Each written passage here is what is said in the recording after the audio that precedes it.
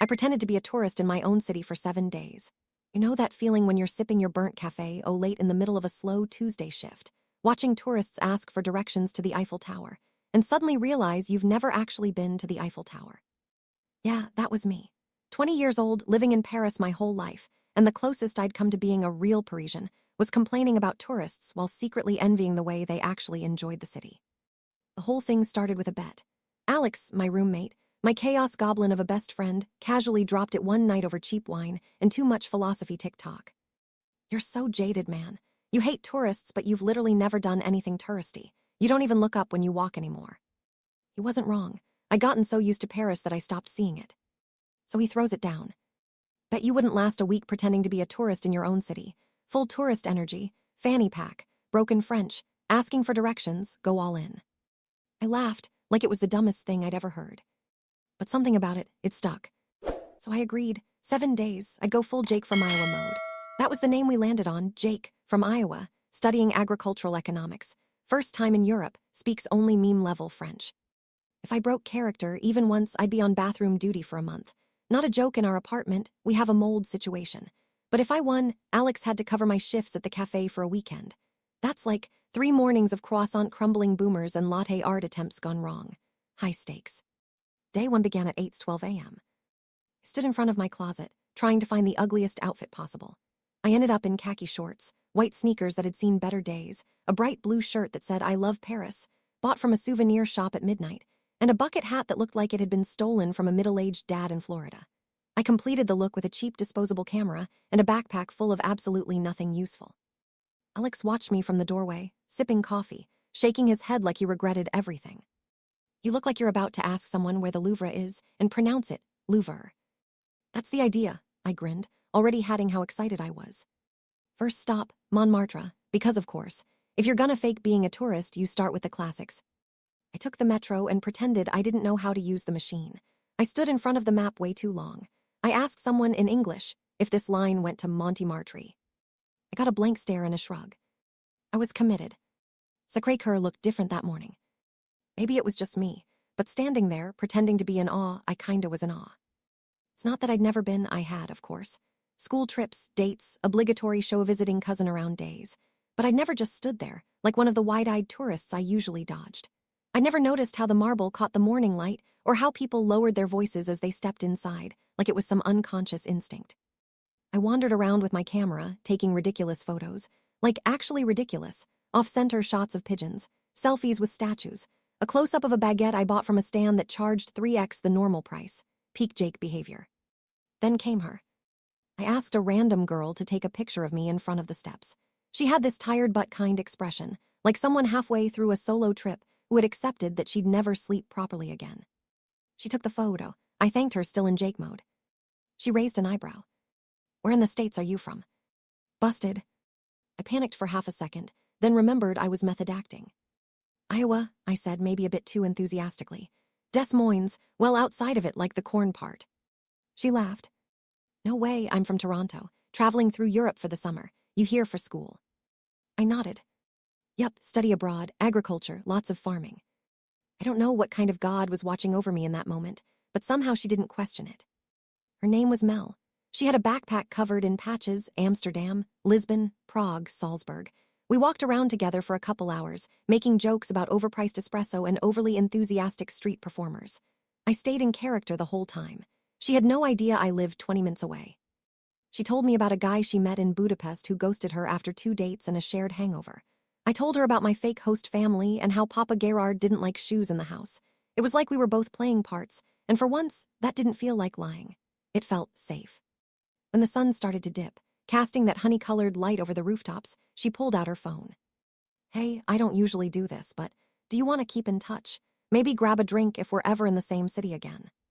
And I froze. Jake didn't have a number. Jake didn't exist.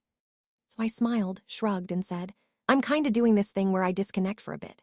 No socials, no phone, just vibes. She laughed like it was the most pretentious thing she'd ever heard. But then she said, respect, and gave me a hug that felt warmer than it should have. Then she disappeared into the crowd, patch-covered backpack bouncing behind her. I stood there for a while, just stood, watching the sky, listening to the buzz of other people's vacations. I wasn't in love, I wasn't heartbroken. I just felt weirdly alive. Like maybe Jake knew something I didn't. I got home late, still wearing the hat, still smiling. Alex was on the couch, mouth full of popcorn. Well, I met a girl from Toronto, told her I was from Iowa, almost kissed her. You're a menace. I took off the hat, flopped onto the couch, and stared at the ceiling. Day 1, 6 more to go. Day 2, 12 euros croissant and a side of identity crisis. I woke up with croissant crumbs in my sheets. Not metaphorical ones. Real, flaky, buttery remnants of last night's snack that I'd forgotten I shoved into my hoodie pocket after leaving the apartment. Jake would never. Jake was organized. Jake had a money belt. It was barely 9 a.m., and Paris was already humming outside the window. I considered bailing on the bet. It wasn't like Alex was keeping a detailed log of my performance, but something about day 1 stuck with me. Mel, the ridiculous outfit, the dumb joy of pretending not to know how to use a ticket machine. So I leaned in. Outfit of the day, loud Hawaiian shirt, socks with sandals, yeah, I went there, and a camera strap that said Nikon, even though the camera was a disposable Kodak. Jake was back. First stop, Café de Flore. Because if you're gonna be a fake tourist, you might as well go full cliché. I sat outside at a tiny table wedged between a retired couple from Michigan and a solo guy sketching people across the street like a modern-day Hemingway. I ordered a croissant and an espresso in the most clumsy, overpronounced French I could manage. Ooh, croissant at Esprit SSO. The waiter blinked once, wrote it down, and walked off like he'd seen worse. And then it hit me. I was in one of the most famous cafes in the city, a place people posted about for years before even stepping foot in Paris, and all I could think about was how uncomfortable the chairs were. The croissant arrived. It was fine. 12 euros fine, debatable, but I was committed to the bit. And the couple next to me started talking. Do you think Parisians hate us? The woman asked, mid-sip of her overpriced cappuccino. The man didn't look up from his phone. They definitely do, but they hide it well. That's like their thing. I sipped my espresso and stared at the street. I didn't hate them. I hated that they thought we did, that we'd somehow become background actors in their personal Instagram stories. But I also realized I had been doing that, tuning people out, rolling my eyes at anyone holding a map, forgetting that this was someone's dream trip, and that maybe once it had been mine too. Round noon, I signed up for a free walking tour. Found it on some janky tourist site with Comic Sans headings and reviews that used the word quaint, unironically. Perfect. I showed up 10 minutes early and was immediately greeted by a girl in a yellow raincoat holding a laminated sign that said Paris Free Tour, English. Her name was Zoe. She was from the UK, and she was entirely too enthusiastic for someone giving the same tour 6 times a week. Okay, everyone. We're going to start near Notre Dame, move through the Latin Quarter, and end with a surprise. Surprise. Jake loved surprises. The group was eclectic. 2 college girls from Texas, a dad and daughter duo from Germany, a quiet guy in a vintage band tee who looked like he hadn't seen sunlight in a week, and me, a fake tourist from Iowa with a camera full of blurry pigeons. The tour started off basic enough. Zoe telling stories about old Paris, pointing at gargoyles, weaving little jokes into her facts. But then something wild happened. We turned down a small street, Rue Galland, and there was this old woman standing in a 3rd-story window, holding a watering can. And Zoe goes. Now this street, if you look up, has something special. I swear on Jake's non-existent passport. At that exact moment, the old woman waved. People gasped, like full gasp. She does that every day around noon, Zoe smiled. Legend says she once saved a tourist from a falling tile. Ever since, she watches over the street. It was probably made up, but in that moment, it was magic. Later, during the break at a small square, I sat on a bench with one of the college girls, Amanda. She was majoring in film and had a Canon DSLR strapped to her neck like a badge of honor. You from the States too? She asked. Yup, I said, channeling my inner Jake. Iowa, first time here. She lit up. Oh my God, same. I'm from Oregon. I've wanted to come to Paris since I was like 12. My Pinterest board is basically just baguettes and balconies. I laughed, and she took that as a green light to keep going.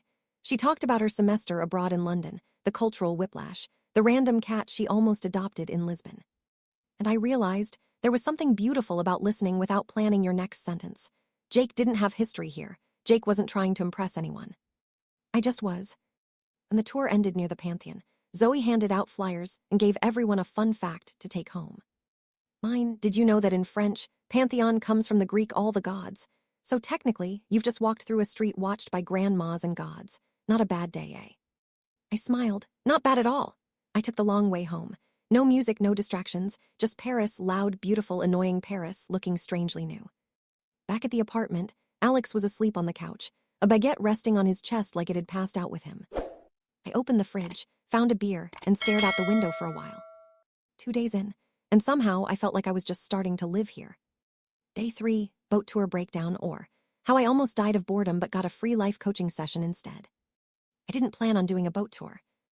I woke up late, the weather was gray in that cinematic, French way, and I had half a mind to just grab a crepe and call it a lazy day. But then I remembered Jake would never. Jake thrives on laminated schedules and cloudy panoramas. Jake lives for experiences he can rate later on TripAdvisor. So I threw on a rain jacket. Okay, it was actually just a windbreaker because I don't own anything waterproof. Grabbed my umbrella that flips inside out with the slightest gust, and headed out. The sun was moody as hell. Clouds hanging low, light drizzle coming down in slow motion, like someone up there was trying to be artistic. I got to the Bateau's Mouch's dock and bought a ticket from a woman who looked like she'd been selling tickets since Napoleon was in office. 14 euros for an hour on the water. As I stood in line with about 30 other people, mostly couples in matching raincoats and families who looked like they deeply regretted their itinerary, I started to regret my own life choices. But then I heard it, a familiar voice behind me. You think we'll see rats? I turned around and saw a short British man in his late 40s, standing with a very serious 7-year-old girl holding a juice box and staring directly at the river. Rats? I asked, smirking. He smiled. Apparently the Seine is full of them. Macy here is convinced one might jump on the boat. Macy didn't blink. They swim, you know. I chuckled and offered a fist bump. She declined. The tour started. We floated past the Eiffel Tower, the Louvre, Notre Dame, all narrated by a trilingual robot voice that said things like, "On your left you will see the most romantic bridge in Paris." Meanwhile, a toddler screamed because someone took her baguette. Romance, huh? I sat at the edge, close to the water, trying to absorb the magic, but it felt staged, like someone put Paris through a filter and forgot to turn the saturation back on. That's when British Dad plopped down next to me, with a sigh that could have written a novel. She's more into rats than art. I failed as a parent. Hard disagree, I said. I think she's got a strong survival instinct. He laughed. Name Tom, by the way. Jake, I said, slipping into character like an old hoodie. We talked. A lot. Way more than I expected for a boat tour full of people silently filming content they'd never watch again. Tom was from Bristol, worked in IT, and had been taking a dad-daughter Euro trip every summer since Macy was 3. This year it's just us. Mum stayed home. He paused. We've been reevaluating things. That phrase stuck with me. Reevaluating. Paris a part of that? I asked. He nodded. Funny, innit? You come to a city to see old things and end up realizing how much your own life's fallen into routines. I didn't say anything for a while. Then I said, yeah, I get that. 30 minutes in, the boat just stopped. Literally just paused mid-river. The motor died, the voiceover cut out, and we were left floating silently while the captain and his assistant went below deck looking like confused Sims characters. People groaned, obviously. Someone started Googling boat broken Seine, what to do. A kid threw a baguette piece into the water and watched pigeons descend like winged sharks. But Tom just leaned back. You know what? This is nice, still, quiet, like the world's pressing pause. I laughed. Dude, you're dangerously close to giving me a TED talk. He shrugged. It's all part of the trip, innit? We drifted for 25 minutes. No music, no narration, no planned poses, just us and the city. Paris looked different when you weren't rushing through it.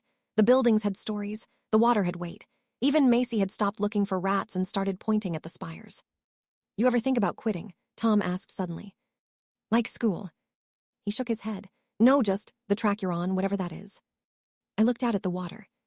I think that's why I'm doing this, I said, pretending to be someone else, trying to remember why I wanted to be here in the first place. He smiled. Well, I hope Jake finds what he's looking for. Eventually, the engine sputtered back to life and we returned to the dock. As everyone filed out, Tom offered his hand. You're a good lad, Jake. Keep drifting if you need to. Just don't forget to steer eventually. I smiled, and then Macy finally gave me a fist bump. Highlight of the day. I walked home along the river. No GPS. No hurry, just my feet in the rain and a mind full of questions. Day 3 was supposed to be a tourist cliché. It turned into a therapy session on water.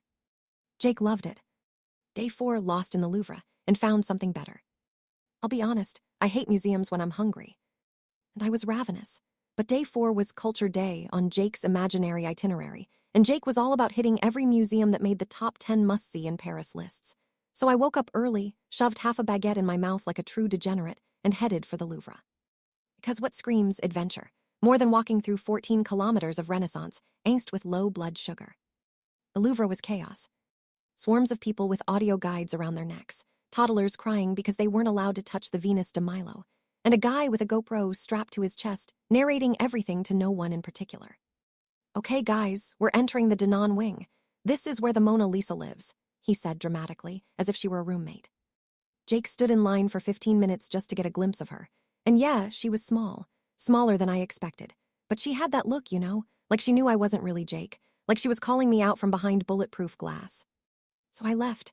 I turned down a side hallway filled with lesser-known works, medieval stuff, lots of gold leaf and dead eyes, and wandered deeper into the museum, feeling a little lost, a little empty. And then I met her. Not Mona Lisa. Her name was Riley. I saw her before I heard her, standing in front of this massive, tragic-looking oil painting of a shipwreck, arms crossed, eyebrows furrowed like she was solving a crime. Then I heard her mutter, just loud enough. Someone definitely died in that corner, you can tell. I snorted. She turned, noticed me laughing, and said, "Tell me I'm wrong." I walked up beside her. Hard to argue, that's a very dead-looking patch of ocean. We both stared at the painting for a few seconds, then she looked at me and smiled. Tourist or local? Pretend tourist, I said without thinking. She raised an eyebrow. What does that mean? So I told her. The bet, the Jake persona, the whole ridiculous thing. Not all at once, just enough to paint the picture. My surprise, she didn't laugh. That's actually really cool, she said. Very main character energy. You just decided to live a movie. I guess, I shrugged. What about you? New York, she said. Came here for a solo trip after quitting a job I hated and ghosting my therapist. So technically, I'm doing worse than you. I grinned. You ghosted your therapist. Only once, twice max. We wandered through the museum together, not really looking at the art anymore. She told me about her ex who owned 4 ring lights and once compared himself to Timothée Chalamet. I told her about Alex and the baguette nap. She laughed so hard she almost tripped in the Egyptian wing. Eventually, we got hungry. She suggested a macaron shop, 2 seconds away, which turned out to be 15 minutes, but I didn't care. We walked slow, like we were stretching the day on purpose. The shop was tiny, all pastels and gold trim, and the woman behind the counter spoke zero English but smiled like we were old friends. Riley picked 6 macarons, one for each minor crisis this week, and we sat on a bench by the Seine, watching the river move like honey under the gray sky. She bit into a pistachio one, made a face like she'd seen God, and handed me a raspberry. It was perfect. You know, she said, licking sugar off her thumb, this is one of those memories, the kind that just stays. I nodded. Yeah, it already feels like nostalgia. We didn't kiss. We didn't exchange numbers. But we sat there for another hour, just talking about cities and chaos and how everyone pretends to have it all figured out. When we finally parted ways, she just said, "See you around, Jake," like it wasn't goodbye. And weirdly, I believed her. Day 5, Eiffel Tower misadventures, FD. Panic, pigeons, and a proposal that wasn't mine. I was 5 days deep into pretending to be a tourist, and somehow, I still hadn't done the tourist thing. The Eiffel Tower. I'd passed it plenty of times, glimpsed it from bridges, photobombed it unintentionally in reflective cafe windows, but I'd never actually gone up. So I did it. I booked a morning slot, put on my best guy who has his life together outfit, clean shirt, no visible coffee stains, and queued up with a crowd that looked like a human version of Google Translate. Every language, every level of excitement, every shade of selfie stick. There were 2 immediate problems. 1, I am terrified of heights. 2, I didn't realize there were stairs. I'd assumed we'd take the elevator like civilized people. But apparently, Jake the tourist had pre-booked the athletic option, over 600 iron steps to the 2nd floor, on purpose. Great job, pass me, I muttered as I started climbing behind a group of German teenagers who were definitely training for the Olympics. About halfway up, my thighs started burning and I was sweating through my Parisian chic look. At step 358, I was passed by a grandmother in heels.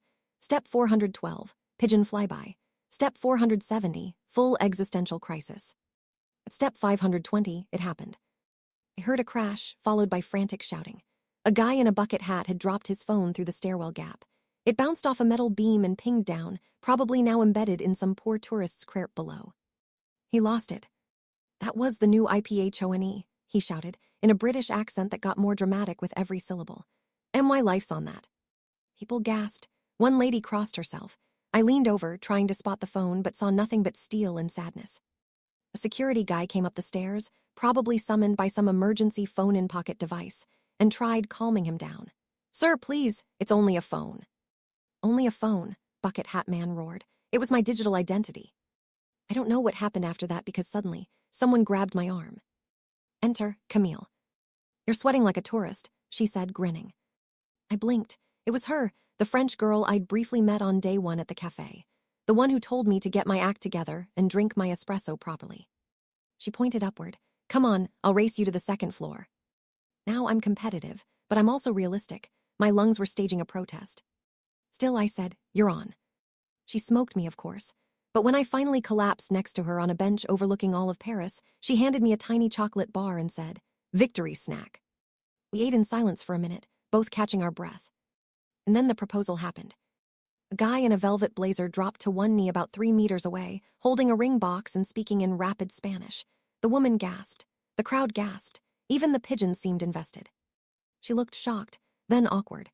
Then she said something in return that I didn't catch, but judging by Velvet Guy's face. It was a no. Hard no. There was a beat of painful silence. Then someone clapped one slow, pitiful clap, and I couldn't help it. I burst out laughing. Camille covered her mouth, trying not to join me. "We are terrible people," she whispered. "But very honest," I said. We ended up staying there for over an hour. She told me she worked nearby, usually escaped to the tower when she needed space to breathe. She asked what I was doing in Paris, and for once I didn't say vacation. I told her I was pretending, that I was trying to remember who I was without the routine, the expectations, the autopilot. She didn't mock it. She just nodded like she understood. "Sometimes," she said, "you need to leave your real life to see it clearly." I liked that. I liked her. On the way down, we took the elevator. My knees thanked me. Before we split, she asked if I wanted to grab lunch. I said I had to work later, which was true, but we exchanged numbers. Real ones, not the "I'll DM you sometime" lie. And then she was gone, disappearing into the crowd like she'd never been there. Day 5 ended with me back behind the coffee bar, serving espresso to people who had just come down from the same tower. But I felt different. Like I'd started this whole thing looking at the city. And now I was starting to feel like I was in it. Day 6, a Sunday that wasn't supposed to happen. It started with a message. Not a hey or a meme or one of those awkward follow-ups where you pretend you're not interested, but actually are. Just this. "Want to do nothing with me today?" I stared at the screen for a second, then smiled. I'd never had someone offer me nothing before and make it sound so inviting. I texted back. "I'm already dressed for it." Which was a lie. I was in my laundry day hoodie and socks with holes in them, but the vibe matched. It was Sunday, overcast. The kind of day that begged for slow music and soft plans. We met near Canal St. Martin. She had wet hair, no makeup, and the kind of scarf that made her look like a poet. I didn't tell her that. I just nodded and said, "You look like someone who understands the value of pastries." She laughed. "Follow me." We stopped at this tiny boulangerie I'd passed a million times and never noticed. She picked up 2 pains au chocolat and a bottle of Orangina like it was the holy breakfast combo. "We'll eat by the water," she said. So we did. The canal was quiet, a few couples, a man walking his dog, someone sketching on a folding stool. Camille sat with her legs crossed like a kid, unwrapped her pastry with ceremony, and took the first bite like it was sacred. "Tell me something real," she said, crumbs at the corner of her mouth. I blinked. "About what?" "Anything, something you don't usually say out loud." I looked at her, the kind of look you only give someone when they're asking the questions most people avoid. So I said, "I'm not sure who I'm supposed to be when I'm not being useful." It came out too fast, too raw, but she didn't flinch. "Sounds exhausting," she said, "being needed all the time." "Yeah." And she leaned her head on my shoulder. "I like you better like this, doing nothing, saying real things." We wandered for hours. No maps, no plan, just slow steps and easy silence. She showed me the courtyard where she kissed someone for the first time. I told her about the middle school trip where I pretended to like Picasso because a girl did. We argued about the best sandwich in Paris. She won because I didn't want to win. Eventually, the clouds turned to mist, and the mist turned to a light drizzle. We ran under an awning, laughing. She shook her hair out, and I swear I forgot my own name for a second. She looked up at me, then pulled my hoodie strings, tightening the hood around my face like I was 5 years old. "You look ridiculous," she said softly. "You made me this way." We stood like that, too close and not close enough, and I thought, don't move. But of course I did. Her apartment was nearby. We didn't talk about going there. It just happened. The way quiet decisions do, made with glances and shared breath and the kind of electricity that hums just below your ribs. She opened the door with her key and said, "Ignore the mess." There was no mess. Just shelves of books with dog-eared pages, a couch with a crooked blanket, and a half-full wine glass from last night. Her world felt lived in, like her. We didn't rush anything. We talked. We laughed. She made tea. We sat on the floor because the couch had bad breakup energy. And sometime between her saying, "You have good eyes," and me saying, "This doesn't feel real," things shifted. The space between us disappeared. But I won't write that part. Not because it didn't matter, but because it did. And sometimes, the best parts of a story are the ones you keep for yourself. I left around midnight. We didn't say, "See you tomorrow," or "What is this?" Just a look, a soft one, a shared exhale. Outside, the rain had stopped. The streets glistened like they'd been polished clean. I walked home with the kind of smile that doesn't need a reason. Day 6 wasn't part of the plan, but it was exactly what I needed. Day 7, real life begins at 8 a.m. I woke up to the sound of my alarm. Not the gentle chime I'd set all week, the obnoxious buzz reserved for workdays. I reached for my phone, silenced it, and stared at the ceiling for a while. 7:02 a.m. The 7th day, the last day, and somehow real life was waiting for me again. Same shift, same espresso machine, same customers who couldn't pronounce macchiato if their lives depended on it. But I wasn't the same. I got dressed slowly, like every piece of clothing might feel different on this new version of me. I chose a black t-shirt, jeans, the usual, nothing special. But I looked in the mirror for longer than usual, not to fix my hair, just to see. Who was I pretending to be now? The walk to work felt different too. The city wasn't magical anymore, not in that romanticized, dreamy kind of way. It was just itself, gritty and graceful, loud and delicate. The baker unloading trays onto a cart, the couple arguing outside a cab, a man feeding pigeons like it was his divine calling. Paris didn't need to perform anymore. And neither did I. At the cafe, everything was exactly where I'd left it. Mathilda was already setting out cups, humming off-key to some indie song from 2013. She looked up. "You're early." "Couldn't sleep." She raised an eyebrow. "Have a good week being a fake tourist." I smirked, the best. We didn't talk more about it, just got to work. The first few hours passed in the usual blur, Americanos, café creme, the guy who always asks if we have soy milk even though we never do. But somewhere between orders, my phone buzzed. One message from her, Camille. Still pretending. I stared at the text for a second, then typed. "Not anymore. Want to meet after my shift." Pause, then. "Yes, let's stop pretending together." It hit me then, the whole thing had started as a joke, a dare, a why not moment between two bored guys drinking beer on a Tuesday night. But it became something else. This week I'd seen my city through other people's eyes. I'd slowed down, listened more, talked less. I met strangers, made weird choices, got lost in the best way. And somewhere along the way, I remembered what it felt like to live with curiosity instead of obligation. I thought of Camille, of the way she said nothing like it mattered, the way she asked real questions, the way she didn't need me to be impressive, just present. Round noon, right before the lunch rush, my friend Louis came in, the one who started this whole thing. He ordered his usual, leaned on the counter and said, "So, did you learn anything, Mr. Tourist?" I handed him his drink and smiled. "Yeah," I said. "Turns out my city's pretty amazing." He rolled his eyes. "That's it. No epiphany, no dramatic goodbye to your old self." I laughed. "You don't need drama to start over. Sometimes all it takes is looking up." He looked confused, but I didn't explain. Some things you don't say, you just live. I clocked out at 3:01 p.m. Camille was waiting outside. No makeup, a different scarf, same energy. "Where to now?" she asked. I shrugged. "Anywhere we want." And we walked. No plan, no map, just us. Real life had started. And for once, it felt like enough.